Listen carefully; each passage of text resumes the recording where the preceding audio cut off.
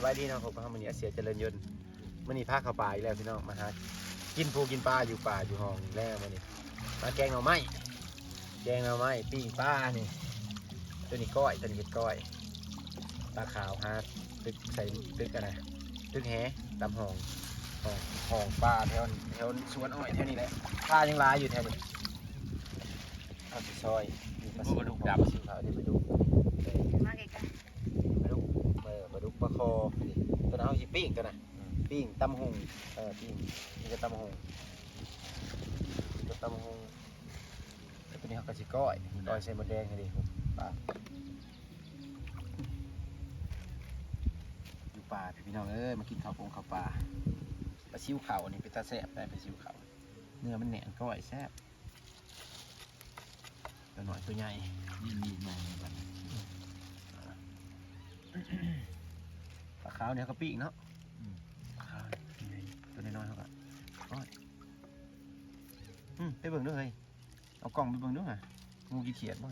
งูกินเขียดไปเบิ่งด้วยบ่ได้ยานได้ไปได้ไหมไปเบิ่งด้วยเอาไปเบิ่งด้วยจะตอบบ่ไปเลยเรียวไปเลยไปเบิ่งด้วยงูกินเขียดเนี่ย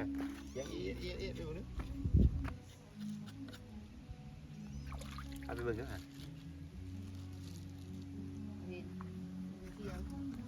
ใช่ล่ะได้ยินถับแต่เสียงได้ยินแต่เสียงมันอยู่ในถ้ำ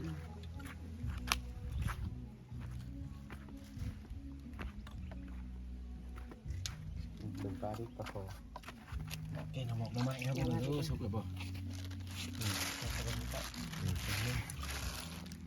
ปลาดุกกับปลาดุกดำปลาดุกขี้หินได้เลยเนาะปลาดุกดำไหนปลาดุกได้ในขี้หินงมมันหินปีกโลบางจะเป็นตะแสบอยู่บ่เนาะปลาดุกคือดำๆเนาะส่วนใหญ่ปลาดุกนาปลาดุกพันส่วนใหญ่เนาะดำๆเนาะนี่เขาจิบก้อยสมุดเดี๋ยวมาเบิ่งกันเดี๋ยวเขาจะไปคั้นสมุดของหมกสมเอาซอยก่อนที่ต้นเฮาบุรณีแผบได้เอากบอันนี้แล้วไปเห็ดแผบบ่เห็ดแผบตกไข่มายองมันเป็นพองเด้เป็นพองบ่นี่ก็เห็ดตะกี้เป็นบ่เลยก่อนหน้าหมวยยังบ่สะอาดล้างน้ำกินขันออกเดี๋ยวเราจะไปขันหมดแดงตัวนี้ขันหมดสมก็เท่านี้แหละนี่เนาะอยู่ไปเท่านี้แล้วนี่เนาะนี่หมดสมเอาเท่านี้นี่ไปเอาหมดเท่านี้บ่ดอนนี่เราเคยมาอยู่เพียงนึงโอเคเอาอยู่หมดสม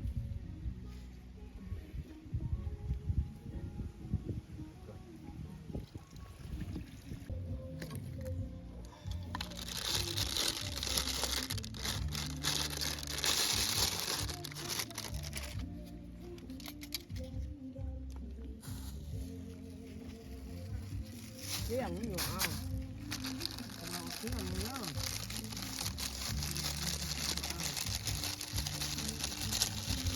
เกลือเปียกเนาะ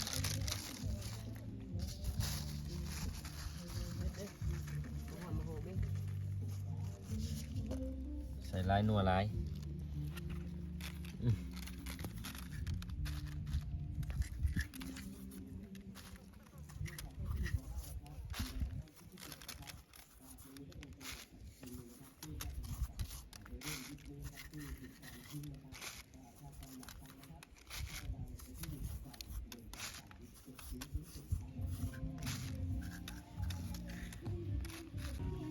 มาเพชรเท่ากันเอาใหม่ๆเลยเนาะตำเอาใหม่ๆเลยเพชรเท่ากันเขาไม่ไปไปอีกก็ใหม่ๆเลยเขาแล้วมันดำปลามีสุกไว้แท้นี่สุกเลยได้นี่มันอยู่แล้วเนาะมันอยู่ปลากระดูกกับปลาคอเป็นแสบอันนี้นี่มองไปมองไปปีป้านนะอันนี้เป็นมันก็ความซุปเล็กๆน้อยๆพวกเรากันไปนี่แหละหาน้ำผักใส่ชีวิตน้ำหาอยู่หากินน้ำต้มน้ำพอดเงียบบรรยากาศเงียบแบบว่าเฮาหาเงินหาคำแล้วมันวุ่นวายเขามาพักผ่อนสมองเลยนี่ กันมีแห้งมาสากแบตเลาะหาใส่หมดแดงก่อนหมดสมก่อนปลากับก้อยพอดีกินพอดีก้อยลายมันจะเหลือกินกบในเท่านี้เลยกบเอามือก่อนใช่ปะอยู่ไหนหัวมาเพี้ยแดงเอาเพี้ยเลยคิดเอาปีนเอาหมดแดง เอาบ่ฮักดิ เนี่ยอยู่ที่ใหม่ยังไงนี่ไม่ย่อ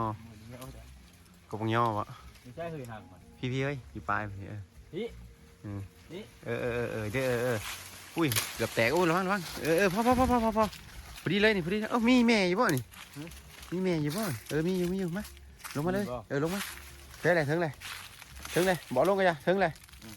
มาเลยจะลงมามีอยู่นี่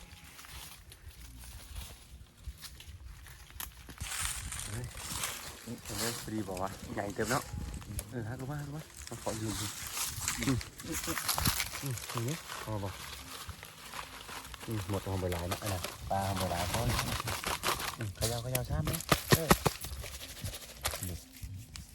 เป็นเรื่องพออยู่เลยมีเหนียวใส่เนาะ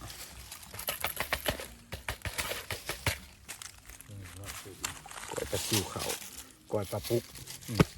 ล้นดู